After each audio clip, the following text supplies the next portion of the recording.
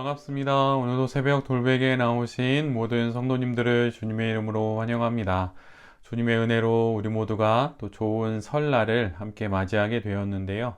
설날 이 아침도 또 하나님의 말씀 함께 묵상하고 묵상한 말씀으로 이 하루도 잘 살아가는 우리 모두가 되기를 바랍니다.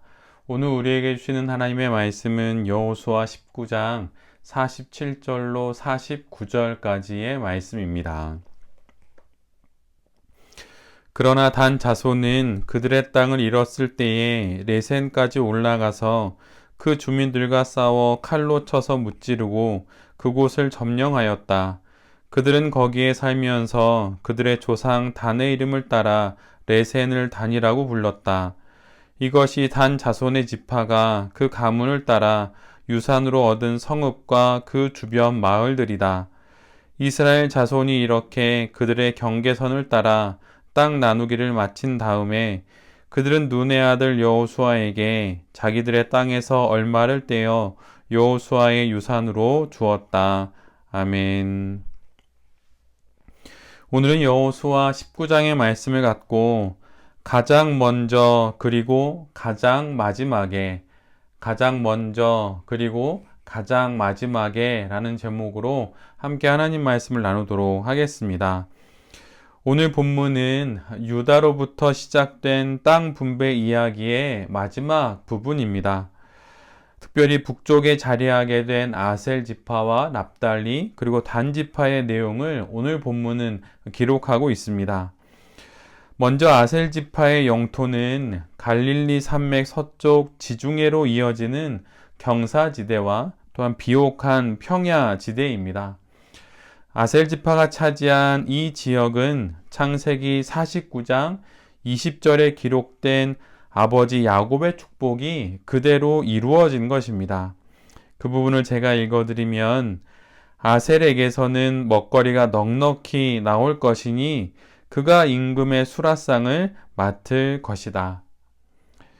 또한 아셀 지파의 지리적인 위치는 이스라엘의 북쪽 경계를 형성하고 있어서 마치 가나안을 지키는 문빗장과 같은 역할을 하게 됩니다. 그런데 이 역시 하나님께서 모세를 통해 아셀 지파에게 주신 축복의 말씀인 신명기 33장 24절로 25절의 말씀이 그대로 성취된 것입니다. 제가 그 부분을 읽어드리면 다음과 같습니다. 아셀 지파를 두고서 그는 이렇게 말하였다. 아셀 지파는 다른 어느 지파보다 복을 더 많이 받은 지파다.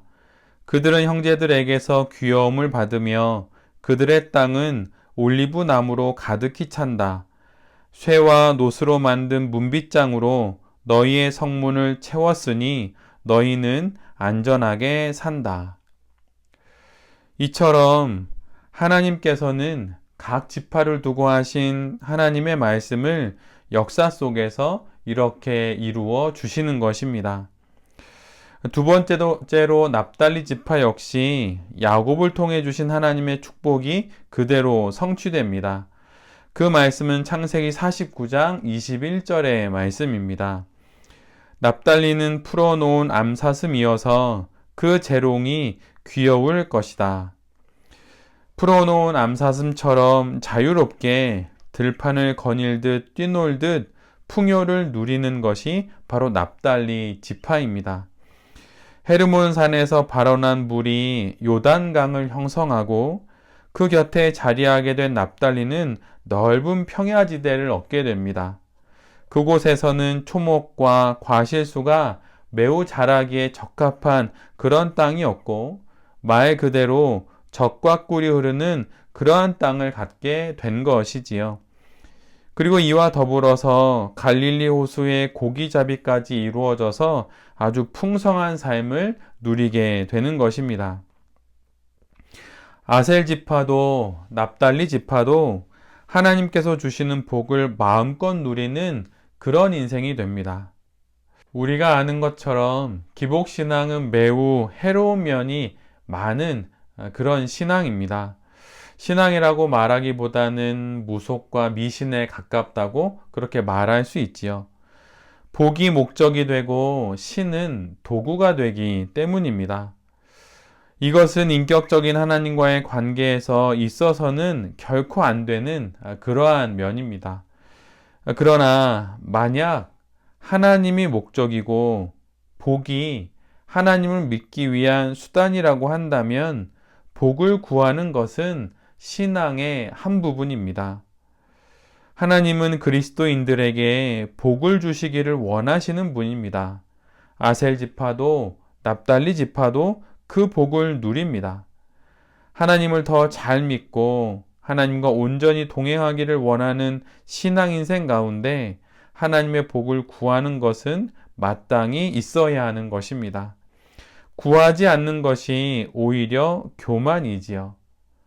하나님 우선이라는 순서를 잘 기억하며 필요와 복을 구하여서 아셀 지파와 납달리 지파와 같은 하늘의 복을 누리는 우리 모두가 되기를 간절히 기도합니다.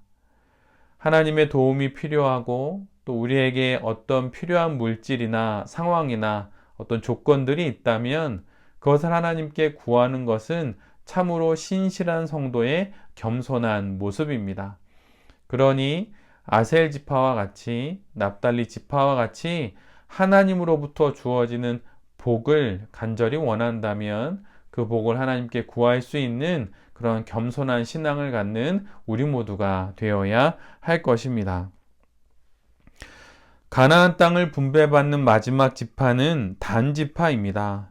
그런데 사실 단 지파는 오늘 본문이 기록되어 있는 곳에 등장하면 안 되는 지파입니다. 지금은 가나안 북쪽을 분배받는 지파들이 기록되는 말씀인데 단 지파는 이미 가나안 남부 지역을 기업으로 분배받았기 때문입니다. 단 지파는 베냐민 지파와 유다 지파의 서쪽과 에브라임 지파의 남쪽에 위치한 지역을 기업으로 이미 받았습니다. 그러나 그 땅을 포기하고 북쪽으로 올라오게 된 것이지요. 이를 조금 더 자세히 기록하고 있는 사사기 18장에서는 단 지파의 북쪽으로의 이주를 매우 부정적으로 소개합니다. 사사기에 의하면 단 지파는 아모리 족속의 공격을 받아서 산지로 쫓겨가게 됩니다. 그 이후에 좀 더 안전한 지역을 찾아다니다가 북쪽 라이스 거민을 공격하게 되고 그 땅을 차지하여서 거주하고 그곳을 단이라고 명명하여 부르게 됩니다. 오늘 본문 47절은 단 지파가 북쪽으로 이주한 이러한 배경을 잘 설명해 주고 있습니다. 그 부분을 제가 읽어드리면 단 자손은 그들의 땅을 잃었을 때에 레센까지 올라가서 그 주민들과 싸워 칼로 쳐서 무찌르고 그곳을 점령하였다. 그들은 거기에 살면서 그들의 조상 단의 이름을 따라 레센을 단이라고 불렀다. 이처럼 세번역 성경은 단지파의 북쪽으로의 이주를 그 사사기의 내용처럼 부정적으로 비판적으로 기록합니다. 반면에 개역개정과 공동번역은 단지파의 북으로의 이주를 긍정적으로 소개하고 있어서 약간의 혼선을 우리에게 갖게 합니다. 그러나 다른 번역본들과 또 영어 성경을 참고하면 단지파의 북으로의 이주는 그들이 그들의 기업을 빼앗기고 포기하였기 때문이라고 그렇게 그런 뜻으로 모두들 번역해 놓고 있습니다. 넓게 보면 단지파의 이주로 뜻하지 않게 이스라엘의 영토가 북쪽으로 더 넓어진 것처럼 생각할 수 있지만 하나님으로부터 기업으로 받은 땅을 지켜내지 못하고 포기하여서 북쪽으로 이주한 것에 대한 책망이 그 중심 내용이라고 하는 것, 이것을 우리 모두가 잘 기억해야 할 것입니다. 결국 북쪽으로 이주한 단 지파는 그 영토의 경계선이 이방 지역과 맞닿아 있어서 이방 문화의 영향을 많이 받게 됩니다. 이로 인해서 이사야 9장 1절에서는 납달리를 이방의 갈릴리로 언급합니다. 하나님의 큰 은혜를 받고 하나님의 지경을 분배받았지만 그 기업을 지켜내지 못하면 결국 이방의 갈릴리로 불려질 수밖에 없는 것이지요. 하나님께서 우리 모두에게도 하나님의 뜻에 따라 주신 땅이 있을 것입니다. 지경이 분명 있을 것입니다. 그것을 지켜내기 위해 물러서지 않고 포기하지 않고 살아가는 우리 모두가 되어야 할 것입니다. 단지파는 사사시대에 삼손까지 배출한 그런 힘이 있었던 지파입니다. 결코 작은 지파가 아니라는 것이죠. 하나님의 민족이 이방의 갈릴리로 불리는 일은 없어야 하는 것입니다. 우리 모두에게 주신 하나님의 지경이 있고 또 그것을 지켜내기 위해서 우리가 지혜를 구하고 또 하나님으로부터 오는 영적인 힘을 그렇게 가질 수 있도록 애써야 할 것입니다. 모든 것은 선택사항일 수 있지만 무슨 일이 있어도 지켜야 하는 것이 분명 있기도 한 것입니다. 아무것도 지킬 것이 없는 사람은 모든 것을 포기한 사람일 뿐입니다. 하나님이 주신 지경, 하나님이 내게 맡기신 그 기업을 잘 지켜내는 우리 모두가 될 수 있기를 간절히 바랍니다. 그 지경에, 그 땅에 내려주시는 하나님의 복을 그곳에서 누리는 우리 모두가 되기를 간절히 기도합니다. 오늘 본문의 마지막 부분을 보면 가나안 땅 분배의 가장 마지막은 가나안 정복의 여정과 땅 분배의 과정을 이끌었던 여호수아가 기업을 받는 말씀입니다. 모든 지파들의 기업 분배가 끝난 이후 여호수아가 기업을 받습니다. 사실 가나안 정복에 있어서 지분이라는 것이 있다면 가장 큰 지분은 당연히 여호수아에게 있습니다. 가장 좋은 땅을 요구할 수 있는 충분한 공이 여호수아에게 있기 때문이지요. 그러나 여호수아는 가장 마지막에 땅을 분배받습니다. 모든 지파들의 분배가 끝난 후에 그는 자신의 기업을 분배받습니다. 그리고 여호수아가 받은 그 땅은 평지도 아니고 산지입니다. 에브라임 산지 딥낫 세라입니다. 여호수아는 그곳을 자신의 기업으로 받아서 그곳에 성읍을 건설하고 죽을 때까지 그곳에 거주합니다. 생명을 구하는 가장 고귀한 직업 중 하나는 소방관입니다. 전 세계 모든 소방관들의 구호는 First in, last out입니다. 가장 먼저 들어가고 가장 마지막에 나온다는 그런 의미이지요. 죽음의 위험을 무릅쓰고 타인의 생명을 구하는 소방관들의 모습에 저절로 고개가 숙여지고 그 어떤 이들보다 존경받아 마땅하다는 생각을 정말 많이 하게 됩니다. 이런 이들이 있기에 공동체가 유지되는 것이지요. 이 내용을 빌어 말하자면 가나안 정복과 땅 분배의 가장 앞과 가장 마지막에 있었던 이들은 갈렙과 여호수아입니다. 40여 년 전 첫 번째 가나안 정탐에서도 이 둘은 가장 앞에 섰었습니다. 그리고 40여 년이 지나 다시 가나안에 섰을 때 갈렙이 가장 먼저 땅을 분배받아 정복하러 올라가고 모든 일을 마친 지금 가장 마지막에 여호수아가 땅 분배를 받습니다. 가장 먼저 오르고 가장 마지막에 취하는 것이지요. 바로 이러한 자들이 리더인 것입니다. 모든 그리스도인들은 이미 구원을 받았으니 영원한 생명을 얻었으니 이제는 그 이상의 삶을 살아가는 것에 마음을 두어야 합니다. 갈렙과 같이 불모지에 가장 먼저 오르고 모든 일을 마친 후에 여호수아와 같이 가장 마지막에 취해야 하는 것입니다. 이런 리더가 될 수 있기를 소원할 수 있는 우리 모두가 되어야 할 것입니다. 하나님은 사람을 통해서 일하십니다. 성경은 온통 그런 사람들의 이야기로 가득하지요. 지금부터 여기서부터 가장 먼저 오르고 가장 마지막에 취하는 그 삶을 살아가다가 리더가 될 때에 바로 그때에도 그렇게 할 수 있는 것입니다. 리더가 되어서 그때 이처럼 일하겠다고 생각하는 것은 그것은 불가능한 일입니다. 되지 않는 일이에요. 늘 언제나 사람들은 하던 대로 하기 때문이지요. 그래서 가장 먼저 오르고 가장 마지막에 취하는 그런 리더의 인생을 살아갈 때에 정말 리더의 자리에 섰을 때 그 직분을 감당할 수 있는 것입니다. 가장 먼저 오르고 가장 마지막에 취하십시오. 크고 작은 모든 일들 가운데 이러한 마음으로 행할 수 있는 우리 모두가 되기를 바랍니다.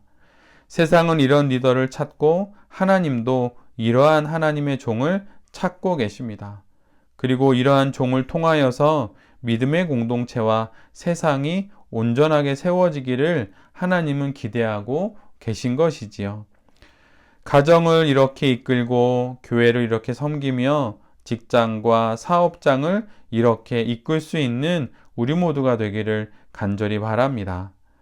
새벽 돌베개의 모든 성도님들이 우리 모두가 속한 그 공동체 안에서 여호수아와 같이 귀하게 쓰임받고 또 받은 사명과 임무를 끝까지 잘 감당하고 마무리하는 그리스도인들이 될 수 있기를 간절히 기도드립니다. 아멘. 기도하겠습니다. 주님, 하나님을 구하고 복을 구하겠습니다.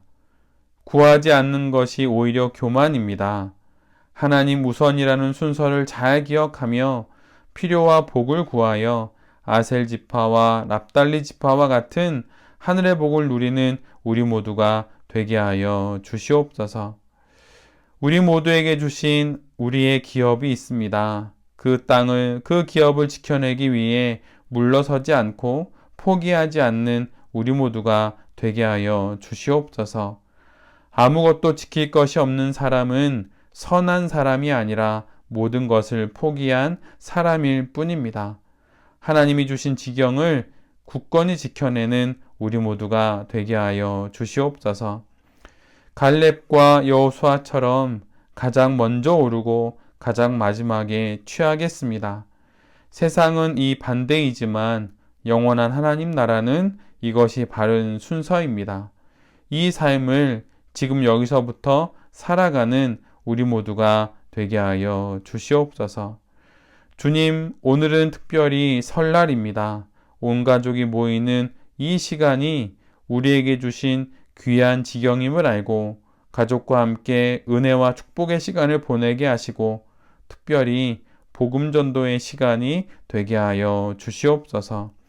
이 모든 말씀 예수 그리스도의 이름으로 기도드립니다. 아멘.